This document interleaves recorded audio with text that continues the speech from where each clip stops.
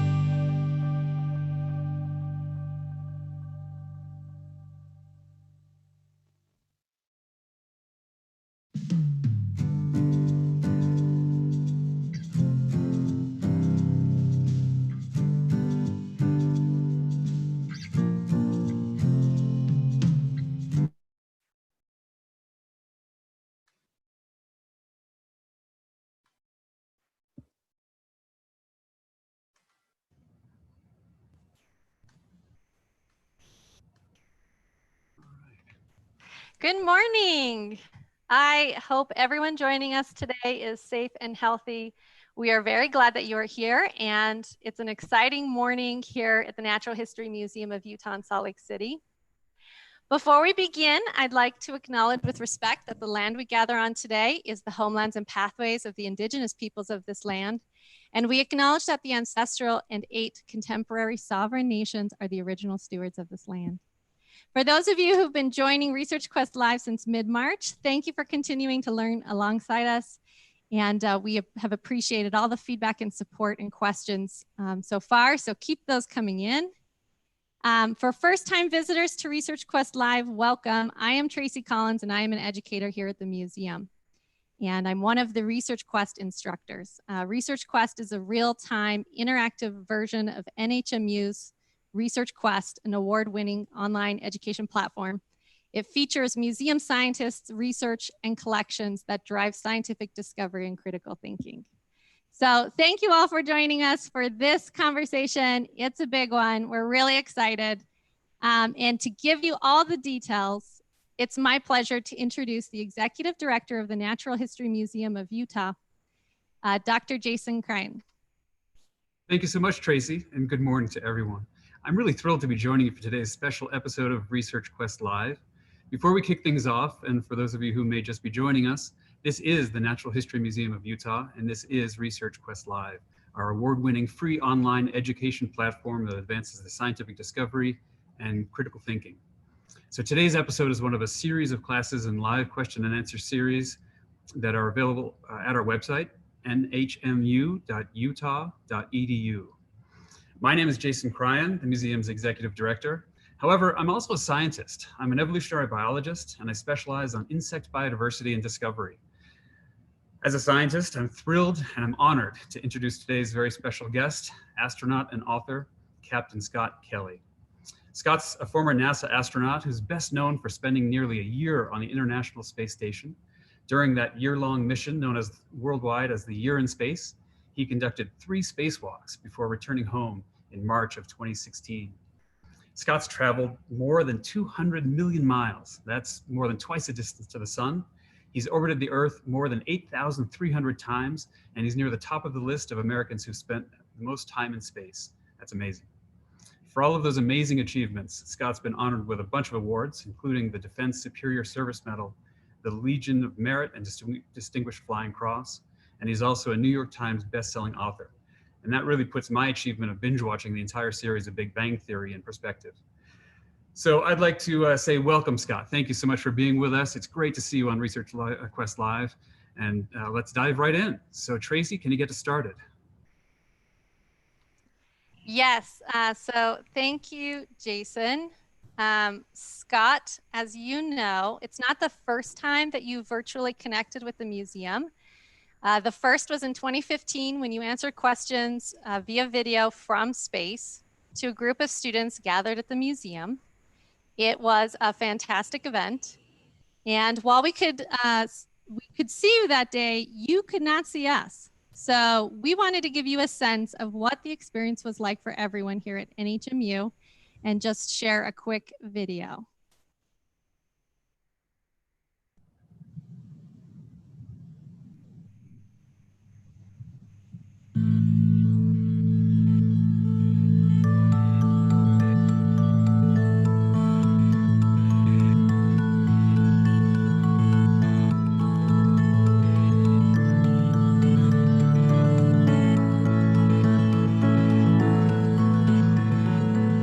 Testing from Salt Lake City. Can you hear us, Commander Kelly? Yeah, have you loud and clear. Good to hear you. And welcome aboard the space station. Thank you.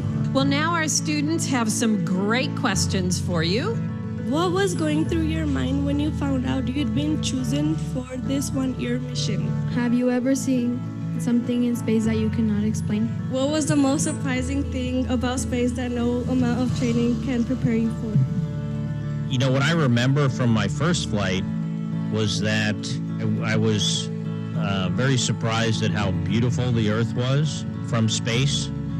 And I had a little bit of a reminder on that on this flight a month ago when I did my first spacewalks ever. And, you know, that's something your training doesn't prepare you for. I want to ask the Glendale students to join me in saying goodbye from Salt Lake and good luck up there. Thank you, Commander Kelly. My pleasure. Thank you. I really enjoyed your questions and sharing the space station with you today.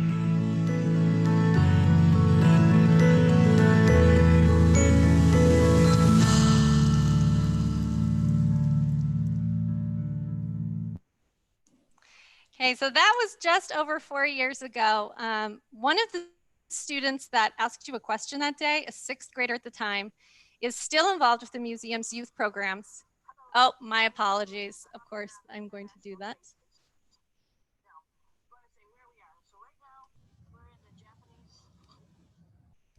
Sorry about that. So a student who was a sixth grader at the time is still involved with the museum today. Shalali is now in 10th grade. And we are so pleased to give that student the chance to ask the first question. And so here's the question that he submitted, which is particularly relevant for all of us in quarantine right now. So knowing everything you know now, following your experience in space, if you could tell your past self something to bring along to the space station, what would it be? Well, thank you, Tracy, and thank you, Jason, for inviting me to this event. Before we get into the questions, I just wanted to have the opportunity, you know, to address the audience. I understand there are a lot of kids out there. Perhaps this is part of their, you know, their daily, you know, learning. Maybe it's an educational event because they're being homeschooled now, essentially. And you know, I'd just like to talk directly to them, and then we can get into the questions. We got plenty of time, and I'm not going anywhere anytime soon. So, you know, I recognize that this is a challenging experience for everybody involved, and you know, in my career at NASA, there was always opportunities to be anxious. There were opportunities to be even frightened by what I was getting ready to do, whether it was launching on a rocket, whether it was doing a spacewalk, coming home in a spacecraft, certainly can be a scary moment. But what I always found that made me and helped me get through that is that when I focused on the things that I had control over, my job,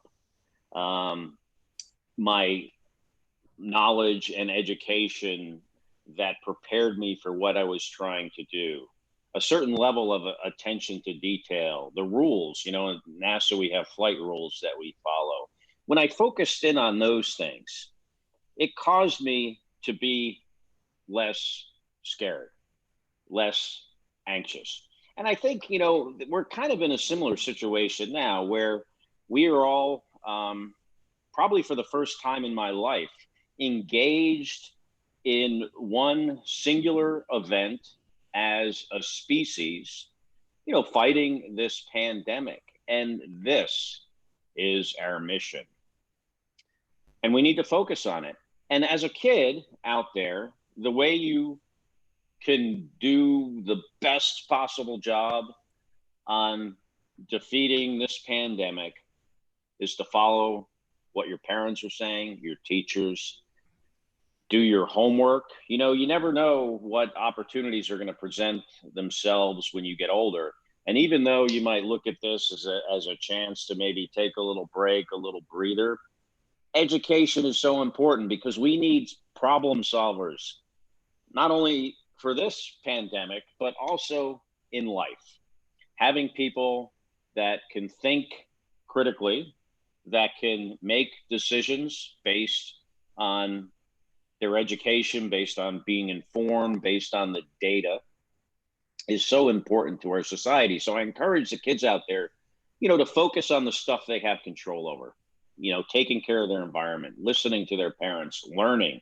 What a great opportunity it is to learn when you have very little else to do, right? I think it's a great time too for kids. I was not a great student growing up, and I never really had the opportunity to make a recovery until I got to college and found some inspiration, but you do now. For me, inspiration was very important. I found it in a book written by Tom Wolfe called The Right Stuff. And look for inspiration wherever you can find it. Be engaged, follow the rules, the guidance, do your very best. And if we all do that, we will get through this together. So let me answer the first question. And I didn't write the person's name down. What was her name? His name is Shilali. Shilali. So I didn't write his name down, but the question was, I think if I could go back in time and bring something else to space with me. Okay. If I could go back in time and to bring anything else in space with me that wasn't like a person to share this incredible experience with, which I don't think you were thinking a person, what I would bring is less stuff. Because when you're in space and everything floats, managing your stuff is a huge overhead to everyday life. I mean, think about it in your house, in your room, wherever you might be right now. Look around you. And if you could not put anything down on the table, the floor, everything had to be put away or Velcro to a wall or taped down or in your pocket, how much more complicated that would make your life. I said to my wife, Amiko, recently, that if I had the opportunity to spend a year in space or a year in quarantine in my apartment in Houston, the apartment wins every time. And just because it's easier to live here. I recognize everyone's situation is different. I'm just speaking for myself. And, when all your stuff is not floating around, having less stuff in space is what I would bring. Less is more sometimes, for real. Yeah, that is so hard to imagine, the challenges that would create. Well, we're going to go ahead and we're going to be moving into our question and answer time. If you have questions for Scott, of course, you can submit that with the Ask a Question button. That is on our live stream at the museum's website, researchquestlive.org. And I will go ahead and turn it over to Jason to ask the first question. Excellent, thanks. I'm going to kick it off by asking Scott, you just mentioned the book by Thomas Wolfe, The Right Stuff, and that's a great inspiration.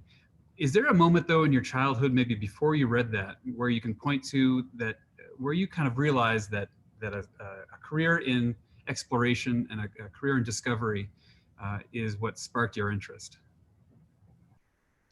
When I was in the first grade, I was in the boys' bathroom and at my school doing, what first grade boys do in there. I'm standing next to my classmates and probably both peeing on the floor. This kid turns to me and he says, hey, Scott, what are you going to do when you grow up? And I said, I don't know, play baseball for the Mets. Maybe I was a Mets fan. I grew up in New Jersey. And this kid turns to me, he goes, I'm going to be an astronaut. So I thought how cool that was. So of course, I said, well, I'm going to be an astronaut too. This kid says to me, he goes, looks down at me. He's like, you can't be an astronaut because I'm going to be an astronaut. Now, this was not my twin brother, Mark, who also went on to fly in space. It'd probably be a better story if it was him. But yeah, I said that, but I never actually believed it. Never dreamed of it. In maybe I dreamed of it in this like, little kid kind of way, like, you dream to play with dinosaurs and, be a race car driver. But it wasn't a real aspiration. And the reason it wasn't was I never actually thought it was possible for me. It was just too lofty a goal for a kid that wasn't a good student. But what I learned is that if you find inspiration, and then if that inspiration can make you focus.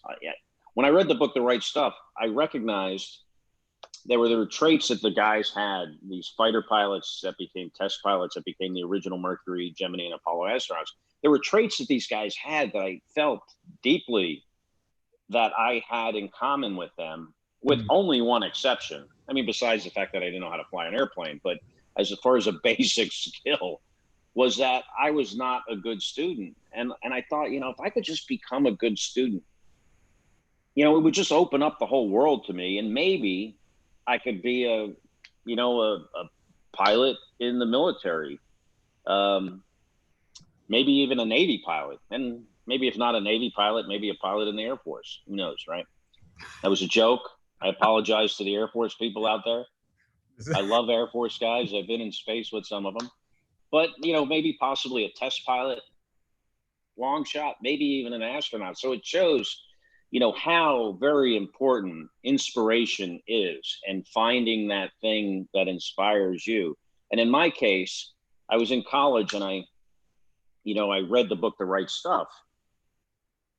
And I know, some people might think, 18-year-old kid reads book, decides he or she's going to become an astronaut. That's a giant leap. But really, in retrospect, what it was for me was a bunch of much smaller, manageable steps, just one built upon the other. The first one being hard. I mean, when you're a bad student, especially back then, I didn't get much help. I probably have ADD or ADHD, I think was the problem. But, once I got through that initial hurdle of becoming a better student and giving me the ability to focus and pay attention, everything else was a lot smaller and more manageable. So, I encourage the kids out there that are on this call to just find that inspiration wherever you can. Awesome. Thank you. Tracy.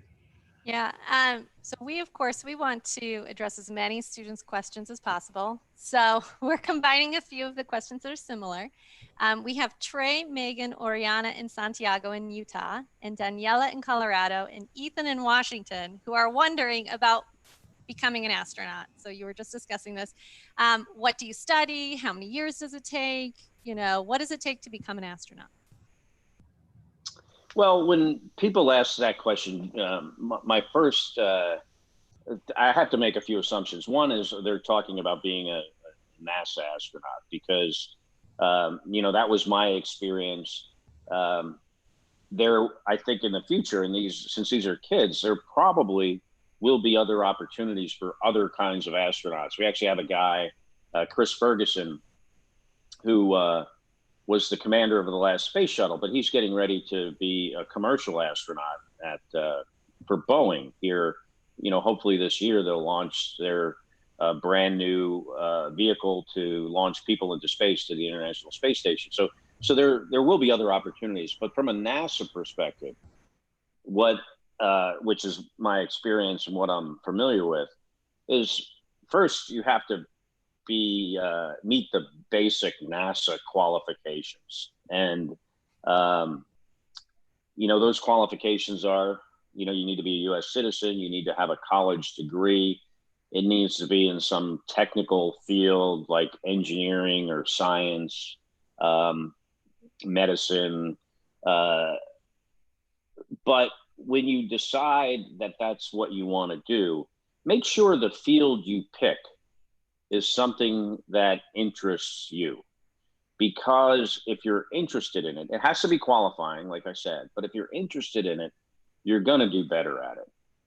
And I've been on the astronaut selection board, and one of the things we look for, and anyone who's hiring a person for employment looks for, is how well did they do in their last job? And your performance will in some ways be based on how interested you are in the subject. So choose something that interests you. Don't, become a military pilot because I was a military pilot or other astronauts did something else. Do something you like and then do it well. The other thing NASA looks for is people that demonstrate teamwork. Teamwork is so important. When you are trying to solve complex problems, you don't do it as an individual. Rarely is that an individual act. Most often, it is things that are challenging and difficult are done as part of a team. So someone who has demonstrated good teamwork, leadership, attention to detail. When I was on the selection board, I always liked the people that had, a great work background. And maybe like if you use an example as a scientist, I flew in space with a woman named Tracy Caldwell, who was a PhD chemist by training. Now, I wasn't on her selection board. She was more closely to one of my peers. Even though we weren't in the same class, we were around the same time. But since I flew in space with her, I know a lot about her.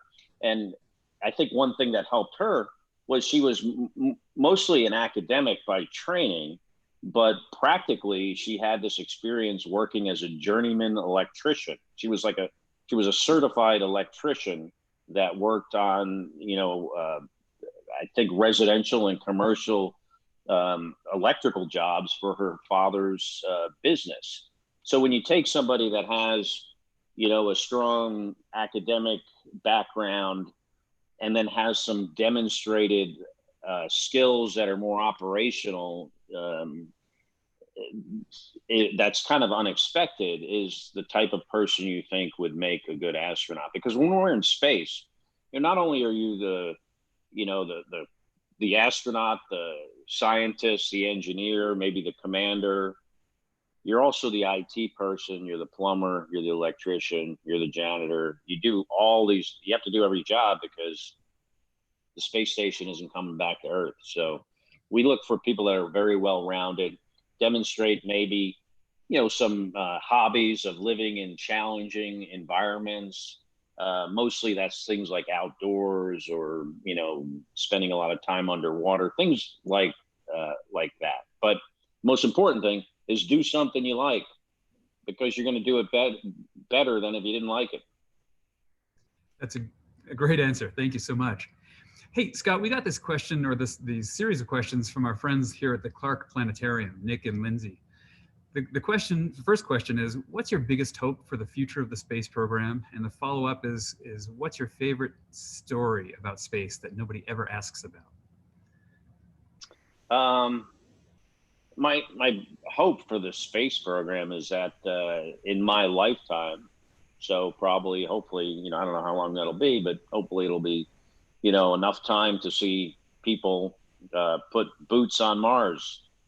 And it's possible it's someone that's watching this this broadcast today. The first people on Mars are probably alive right now, and maybe they're watching. So my hope for the space program is that we do that. We do it safely, and we do it in enough time for me to see it.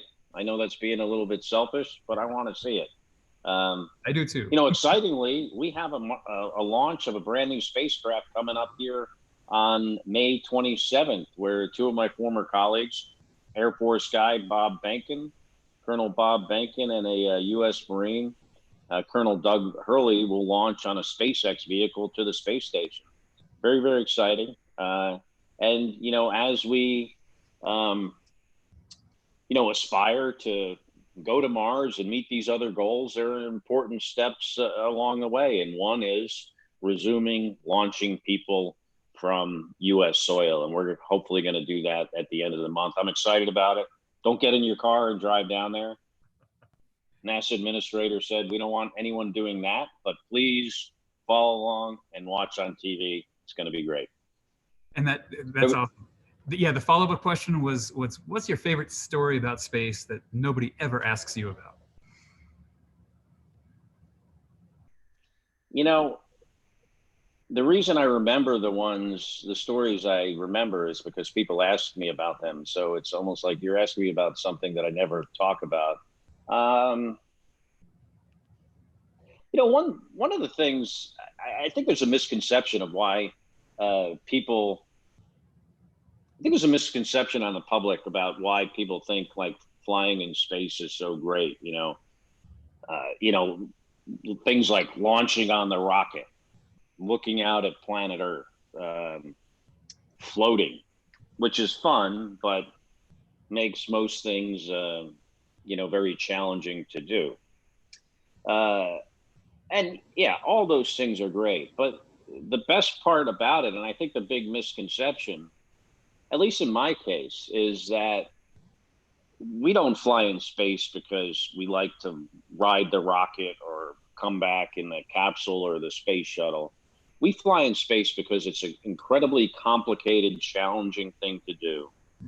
And we get to do this work with people that are dedicated, that are smart, that are great teammates, not just the people you're with, but the people on the ground at well, that are motivated to work on something in a collaborative, cooperative way, a common goal. And it's something that has serious consequences if you don't do your job properly.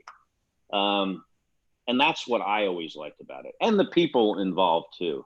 You know, and that thought kind of takes me back to the beginning of this. You know, we are right now collectively on the same mission. We are doing something that is extremely complicated, and we are doing it in a cooperative way. And it has serious consequences if we don't all follow the guidance and do our jobs well. So I encourage people to look at our collective experience right now in dealing with this pandemic as our shared mission. Well said. Thank you. So we have some kiddos here in Utah, as well as from Mexico City, that are wondering about if you get lonely in space and if there's anything that you could do that maybe helped. Well, I'm a big Elton John fan, and I love the song Rocket Man, but I was never lonely. But I could see how it could be, depending on, you know, the person. I know some people do get lonely. I think, you know, that's not necessarily in my DNA. I don't know, maybe it is. It's kind of hard to talk and think about yourself, but I never felt lonely. I felt very connected to people, in fact, on planet Earth through technology. And the way we did that was we had a phone. It wasn't like a normal phone, but it was a like voice over internet kind of phone, you know, kind of like how we're talking right now, how the audio is working. We had email, we had video conferencing capability. So even though I was in space for 340 days, I was never by myself, but sometimes there was a 6-week period where I was there with 2 Russian cosmonauts, and but I was never lonely. And it's because I took the opportunities that I had, used the technology I had to stay connected with people of Earth. And I think we can do that now. I think most people can. Again, not everyone's situation is the same. I'm sure there are people out there that are by themselves and have very little technological capability to connect with others. But, and I feel for those folks. But if you do have that ability, use it. And I found that, you know, you always want to find the good parts in things that are bad. And one of the good things I found about this is, you know, having the time now, but because I am, you know, in quarantine basically here similar to the quarantine we do at NASA, as a matter of fact, before we launch into space. And that is I have a lot more time on my hands to connect with friends and family around the world. Actually, yesterday, I had a 45-minute Zoom call with Misha Kornienko, my Russian brother from another mother who I spent nearly a year in space with, and Sergei Volkov, who the three of us came back on the Soyuz in March of 2016. And it was great. We talked for 45 minutes, and I had not seen Sergei in years. I saw Misha. I've seen Misha more recently, but not only have I connected with them, and they're on the other side of the world, but friends and family near and far. So I encourage people to try to do that, and that will hopefully fight, and abate any kind of loneliness they may have. That's so great. So thinking about, connecting with family and friends, we have a student, Annie, who wrote in, and it's Annie's birthday. And we also had a bunch of other students write in and say it was their birthday. So I'm just wondering if, you wouldn't mind wishing kids happy birthdays if it's their birthday right now. And then they're wondering about, how do you celebrate birthdays or holidays while you're in space? Well, happy birthday, Annie, and all the other kids out there and adults. Happy birthday to everyone on Earth whose today is your birthday. So I got everyone covered. Birthdays and holidays are very, very important in space.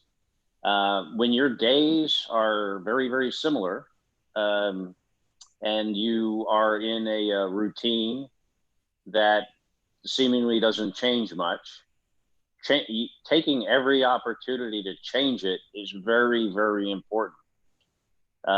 So we recognize many holidays in space. Birthdays were big ones. We would often give each other presents. I flew some wrapping paper for birthdays and Christmas and other holidays in part of my gear I could bring for myself. A few times I brought, in some cases I was thoughtful enough to bring some presents. I remember I gave Gennady Padalka, the cosmonaut who spent more days in space than any other human. Fantastic guy. I gave him a U.S. Navy hat with Navy wings on it that I brought up. I gave Misha on his birthday a Leatherman tool that I wrapped up. Sometimes, you might not be as thoughtful. I've, flown in space with a lot of people, and maybe you don't recognize you're going to be there with somebody's birthday. You think about it. But sometimes you may just give them something as simple as like your favorite dessert. You wrap it up. The holidays that are big on the space station, the biggest holiday is New Year's Eve. And the reason is this is an international space station. It has 15 different countries, different cultures. So not everyone always, celebrates Christmas or Hanukkah or Passover. The Russian Christmas, we have a lot of Russian cosmonauts. The Russian Christmas is based on a different calendar. So it's January 7th, I think. So we would generally, celebrate the Christmases, some, but the big holiday was New Year's Eve on the space station. That's amazing. So I'm going to jump in. Scott, you've mentioned now a few times that you've connected with friends and potentially family around the world. And we're excited and thrilled that we have participants and viewers around the world right now. And so we have viewers from Texas, from Utah, from Belgium, Bosnia and Herzegovina, and they want to know what's the best thing and worst thing about being in space. Well, the best thing is the fact that you're part of this mission that is much larger than yourself as an individual. Like I said, something that has serious consequences, working, hard at it, not only the time you're in space, but the preparation, the dedication is almost total when you have a job like this. And then doing it with a team of people that you respect, that you enjoy being around, and again, not just your colleagues in space, but the people that train you to get there, the engineers, the technicians, the scientists, all so very dedicated. You know, it's almost like, to digress a little bit, it's almost like that kind of dedication that I experienced at NASA is the kind of dedication I see today, but not, you know, in the neutral buoyancy laboratory where we learn to do spacewalks. It's at the grocery store. You know, it's, you know, people that are public servants, people that are on the front lines of this pandemic. You just see, you know, how absolutely dedicated they are. And, you know, some of these people are often overlooked before this. And I hope we never overlook them again, because without them, we wouldn't be able to survive. I mean, the people that, you know, provide, you know, the supply chain in this country, which is absolutely critical. So I digress. That was the best part. The second question was, what is the worst part of being in space? That's right. You know, physically, you don't feel great. You always feel better, but because you're floating, not only are you floating, but your blood is floating inside of you. You know, gravity, we evolved as a species in gravity. So our cardiovascular system developed to oppose gravity, because gravity is trying to push our blood out of our brain, away from our critical organs that need them the most, down to our legs. And we evolved with a cardiovascular system that was designed to oppose that. So when you get to space, you no longer have that gravity pushing that blood down. It gives you a swollen head. You have more blood in your head. I was reading an article the other day. I was looking through this Flipboard thing I get my news on, and I see my face on there, and it talks about how my brain got bigger, or just astronauts' brains, but it looked like it was my brain. My brother made a joke about it. He said, I should go back to space more and get even a bigger brain. But my counter to that is, well, now my brain is bigger than yours. But my point is, there are physical discomforts that you have to deal with. The carbon dioxide on the space station for a long time was too high. I think they've gotten better at keeping it lower, and that's uncomfortable. You know, it's risky. You know, in some ways I like the risk, and it makes my life as an astronaut or a pilot, you know, it just always made it feel like, I don't know what the right word is, but more meaningful when I had a job that had like serious consequences. But at the same time, you know, it is a risky thing to be doing. So it's not, you know, I've had 3 of my classmates, astronaut classmates, Willie McCool, Dave Brown, and Laurel Clark, and you know, 4 other colleagues were killed on the Space Shuttle Columbia. So there's that risk. So it's really the physical part of it, the risk. You know, the physical symptoms are probably not the least favorite part. Well, I'm sorry that you lost your friends in that accident. That was terrible. So the follow-up question from that group of our international viewers is, and this may be, we're opening a Pandora's box perhaps. Did you make any mistakes yourself in space? All the time. You know, it brings up a good point. I think going back to that one of the original questions about becoming an astronaut and what are the skills you need, one big one is you need to trust the people you're with. And you need to trust them, not always to just do the absolute right thing all the time, because that's not really possible. But you need to be able to trust them that they know what their limitations are. They admit to their mistakes.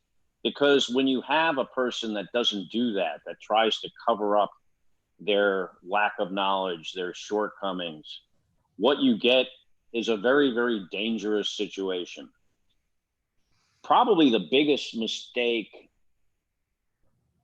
I don't know if it's the biggest, because I'm probably made other mistakes, but one of the biggest I can remember right now is we were on the space station this last time, getting we were moving the robot arm rides on a rail car.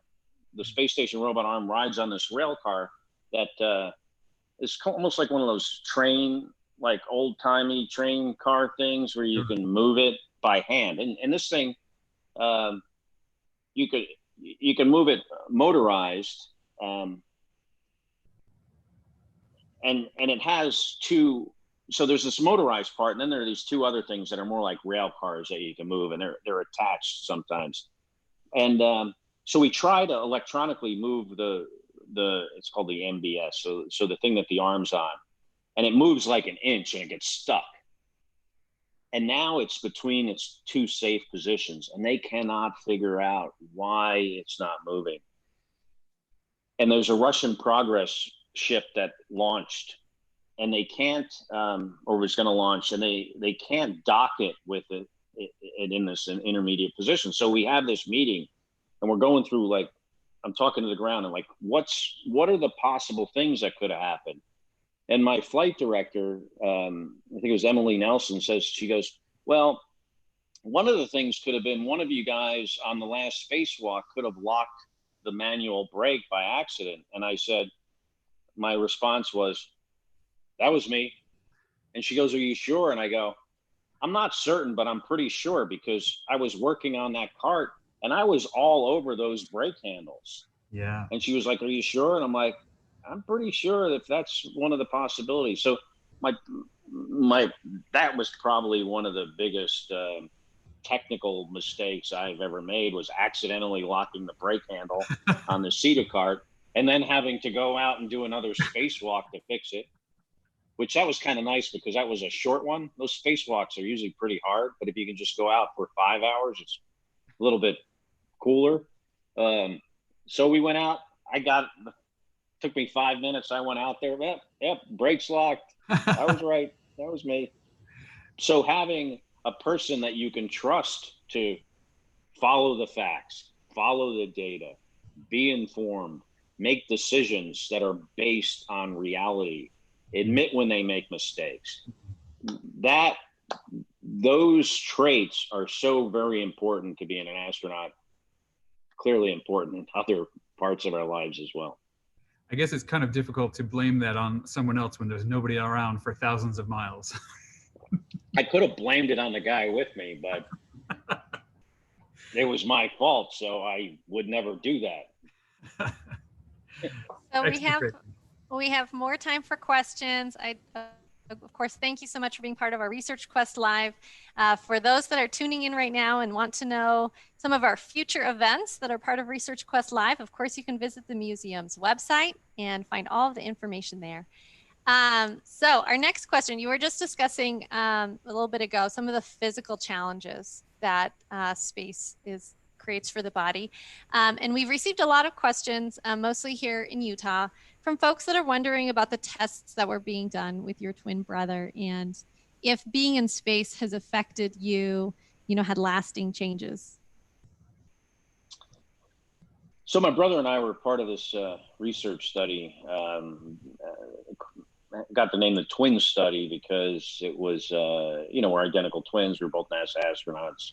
And because of that, our genetics are 99.9% the same. So there was an opportunity to look at the genetic effects of being in space for a long time, using my brother as a control. What I used to say is that when people would ask me, hey, what's the biggest result of that twin study? I used to say, I am now smarter and more handsome than my brother Mark. And it turns out I was maybe half right in that my brain is now bigger, I learned. So anyway, that's still a joke. But there were a lot of interesting results. My telomeres, which are the ends of our chromosomes, and interesting. I'm learning a lot more biology now during this pandemic. I actually read an article, and let me digress, on the CDC website about the 1918 pandemic and how they were able to get recreate that 1918 virus. Very interesting article. You can check it out. But there's a lot of biology in there, and I'm learning more about biology as a result of this. You always find the good in the bad. But the ends of our chromosomes are these things called telomeres. And as we age, they get shorter, more frayed, indication of our physical age. One of these experiments, the hypothesis was me in space, all this radiation I'm getting, the microgravity environment, maybe the carbon dioxide, just the stress of living in an isolated place, as my telomeres would get smaller as compared to his. Well, we were surprised to find they actually got better. They got longer in the, in the direction of goodness. And initially, the scientists looked at this and they said, well, maybe it's because you're on a controlled diet in space, you do a lot of exercise. And that was the initial kind of the broad conclusion. For the scientists out there, I do recognize that an experiment with a sample of one is not statistically significant. It's anecdotal information, but they thought the improvement was due to exercise and diet. Turns out, like months later, I was on a conference call and we found out that the Japanese, there's a lot of experiments that go on the space station, over 400 over the course of the year I was there. So some of them, you're not even familiar with what they are, but the Japanese had an experiment on telomeres on these worms that were in space. And the space worms, their telomeres got better compared to the earthworms. And I never once saw those guys on the treadmill, ever, or doing any kind of lifting weights. So there is actually more to this than we suspected. And then mine went quickly back to normal when I got back. So, there were a lot of experiments or cognitive studies. I think over the course of the time I was there, my cognition got a little bit better over the year on doing these computer-based tests. But then when I got back, it immediately went south. And I think that's really more due to the fact that I wasn't feeling well. And when you get back, you have physical symptoms, you're tired, you're dizzy, a lot of other things, nauseous. But there were a lot of different experiments. There's actually a great article, I think, in Science Magazine that you can read about, probably online. You can find it on all the different experiments that were done on my brother and I, and what those results were. I can see it now, Scott. We're going to have hashtag space worms trending all day. That's great. Hey, I wanted to bring the next question back down to earth and get your opinion or your perspective on something that's kind of near and dear to our hearts. Could you comment perhaps on what you think the role of museums and natural history museums, science museums have in engaging and sparking interest in science with our students, and perhaps also with the advancement of scientific research? One of my earliest memories as a kid was going to the Museum of Natural History in New York City. I think that's right. The American Museum of Natural History. Oh, I think we may have lost Scott momentarily. Basically the big museum a friend of mine called me and my iPad was trying to answer. Going to that museum as a kid was, I lived in New Jersey, so it was very close. So we would do like field trips from school.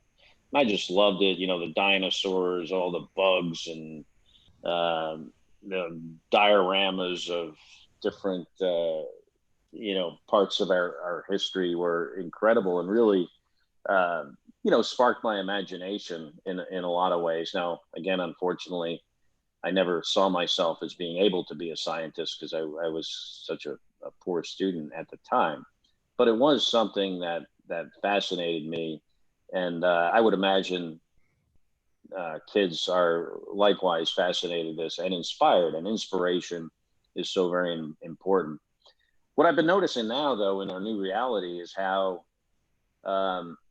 important, science, the humanities, the arts are, and finding ways for people to engage with them from their homes remotely. And I think that in this situation, it causes us to recognize how big of a part these institutions are in our lives and how important they are. So I encourage people to take advantage of whatever opportunity they have to engage, to support, and to help them learn and inspire kids, because science and technology, engineering, math, these things are very important to our future, because those people are the people that solve problems and create things. Thank you. So in light of the times, we've had a number of questions about getting sick. Can you get sick in space? And David and Kaden from Utah were wondering, what are the measures that you take to prepare yourself, especially in thinking about spreading illnesses to other astronauts? Yeah, so you can get sick in space. We try very hard to prevent it. We have a quarantine process before launch that lasts anywhere from a week to even much longer. I think in the case of these, the last crew that launched to the space station last week, their quarantine was much longer because of this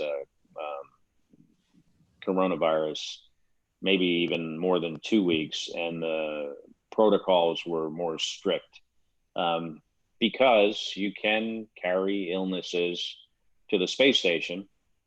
And, so far we've been very good at preventing that.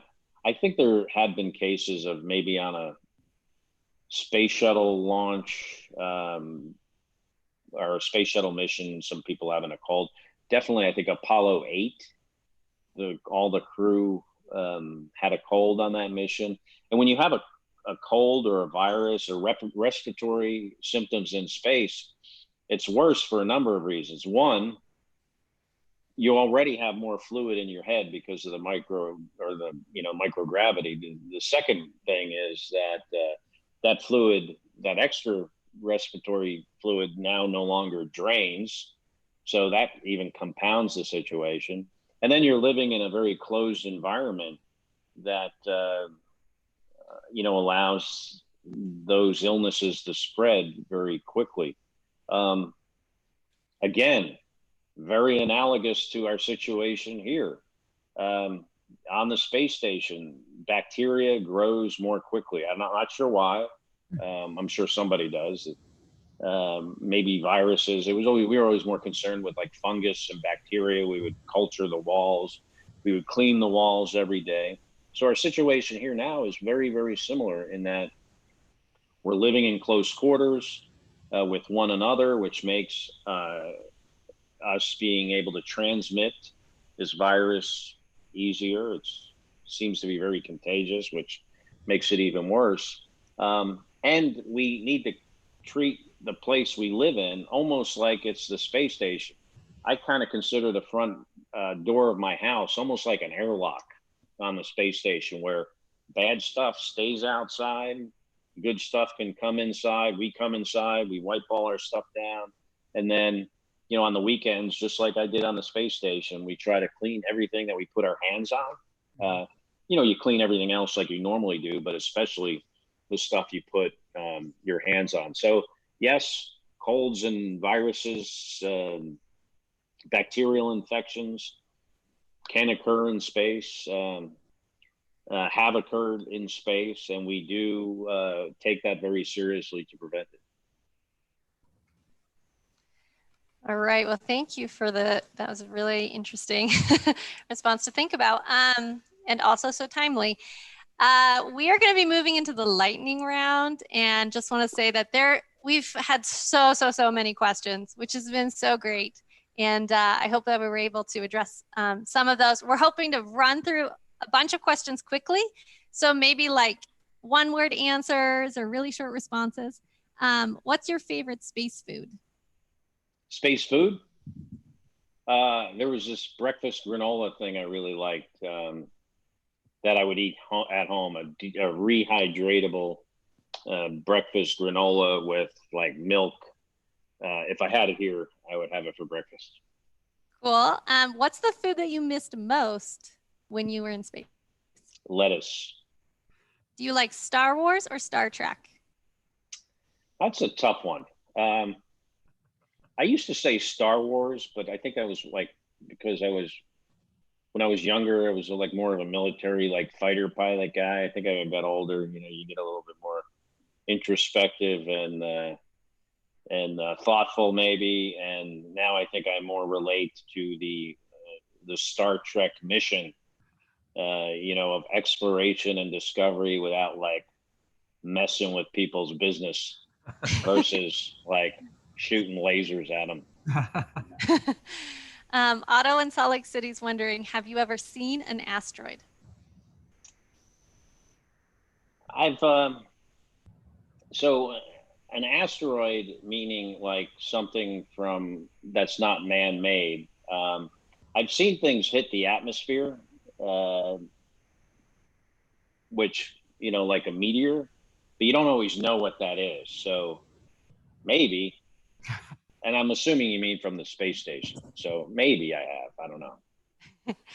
Jacob in in Spanish Fork, Utah is wondering, Jacob really wants to go to space when he grows up. What is your favorite star? The sun. Good choice. It's the most important. Henny from Logan, Utah has asked, do you like puppies? And have you ever been on the moon? Who doesn't like puppies? There can't be somebody that doesn't like puppies. It's not possible, I don't think. I've never been on the moon, no. Zoe from Florida is wondering, do you have any pets with you while you're in space? Not real pets. I mean, sometimes we had some mice on board that were part of a science experiment. It's nice to have them. They take a lot of work though to work with them. But actually, one of my favorite experiments involved the mice. So even though it was a lot of work, I still enjoyed it. I had some flowers on the space station that I got pretty attached to that I was growing, and they almost became like pets. And then I kind of made a pet one time. We had this, and it lived on the space station. It was like a faux pet. It was a fake pet. I took this clear plastic sphere that was part of a Japanese experiment, and it could separate. So it was like basically just like a clear ball, plastic ball. And I took a bunch of Skittles, the candy, the color candy, and I put them inside there, and I closed it, and then I taped it with some space Kapton tape. And then I just let it free in the space station. And because of the airflow and the gravity gradient, it would kind of move around and fly around the space station by itself. And I called it Skittles, like it was a dog or something. And I don't know, maybe it's still there. Maybe it's still on the space station. It was kind of like, we kind of treated it a little bit like, hey, where's Skittles? That's so great. How often did you get to call your friends or family from space? You could basically call anyone, anywhere, as long as you had the comm link, which probably 50 minutes every hour you would have it. There were blockages with the satellites, so sometimes longer, sometimes shorter. And then of course, you needed to have the time to do it, but you could pick up the phone in the middle of your workday if you had 5 minutes and make a call, which was great for to be able to call people. For you, it's also kind of cool for them, especially if it's someone that wasn't expecting it. I think Tim Peake, who I was in space with, British astronaut guy, colleague, great guy. He called a woman, like dialed the wrong number in the UK, and got in a conversation with someone he didn't know. And I think he eventually convinced her he was in space and just dialed the wrong number. Oh my gosh. Emily from Utah is wondering, what did you miss most when you were in space? Again, interestingly enough, what I missed most were people. Kind of like now, you miss being around other people. You like the people you're with, you hope. I, enjoyed all of the crew members I've spent time in space with, but it's the same people like every day. So And then they come and go, obviously, but you're there with them for a long time. Very similar here, you know, same people day in and day out. So I miss the people, and I miss going outside. I miss the color green. I miss sun, the rain, the wind. Even though, you know, you get that a little bit in this experience, hopefully people are getting outside because it's important, as long as you're following the guidance, is important to our health. But it's something that we miss in this pandemic experience as well. So people and nature, very analogous to what we're experiencing now. Mr. Wilson and Mr. Wilson's class in Portugal are wondering, what are the 10 seconds before the rocket launch like? And what does the launch feel like? So I've flown on two different rockets, the space shuttle and the Russian Soyuz. They are very different. The space shuttle has these solid rocket motors, 7 million pounds of thrust. The last 10 seconds, I was the pilot and the commander. You're pretty busy. So at 6 seconds on the space shuttle, the main engines light. They come up to 100% power.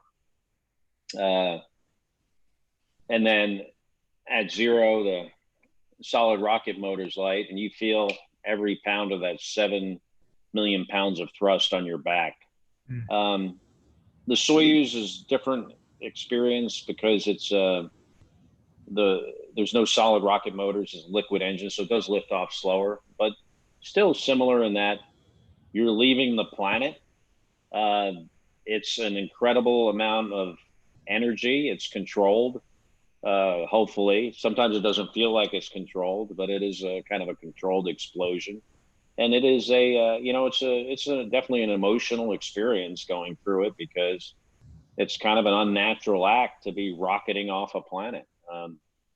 Always fun, sometimes scary, but I'd do it again in a second if I had the chance. Well, I think that ends our lightning round. And so I'll turn it over to Jason. Excellent. Well, fascinating. And thank you so much for the conversation today, Scott. It's great. I'm sorry to say that we have used up all of our time together today. Once again, I want to really thank you so much for sharing your thoughts and your experiences with us. And I'd like to thank everyone who's joined us remotely and sent us your questions from around the world. It's been fantastic. I also want to give a shout out to the Research Quest Live team and to my colleagues here throughout the museum in Utah, who enhance the diversity of voices and provide this awesome content that we're sharing with Research Quest Live. Lastly, I'd like to recognize that this is, in fact, a very difficult time for all of us. Many of our friends and many of our families and communities around the world have been ill or have been lost. So to all of you, Natural History Museum of Utah sends you our best wishes, and we hope that you stay healthy and that you stay well. Thanks for joining us. Thank you. And thank you again, Scott. If you would like My to learn pleasure. more about Research Quest Live, of course, you can visit the museum's website. If you want to see our future scientist speakers for our Q&A sessions or our classes, we're going to be running classes through the end of the school year. So be sure to check those out. Just visit the museum's main page.